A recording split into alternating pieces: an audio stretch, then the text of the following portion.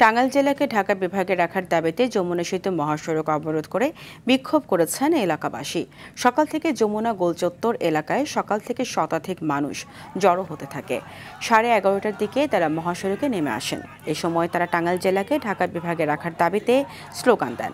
এতে মহাসড়কের দুই পাশে যানজটের সৃষ্টি হয়, ভোগান্তিতে পড়েন যাত্রীরা। খবর পেয়ে পুলিশ ঘটনাস্থলে পৌঁছে বিক্ষোভকারীদের সঙ্গে আলোচনা করে পরিস্থিতি নিয়ন্ত্রণে আনেন। পরে প্রশাসনের আশ্বাসে 1 ঘণ্টা পর অবরোধ তুলে নেন তারা। টাঙ্গাইলকে ময়মনসিংহ বিভাগে একটা প্রজ্ঞাপন আমরা পেয়েছি, সেখান থেকে অবগত আমরা সাধারণ শিক্ষার্থীরা আজকে এই রোড ব্লকেট কর্মসূচিটি পালন করছি। যতক্ষণ পর্যন্ত পরিবর্তন না হবে ততক্ষণ পর্যন্ত আমাদের আন্দোলন চলতেই থাকবে।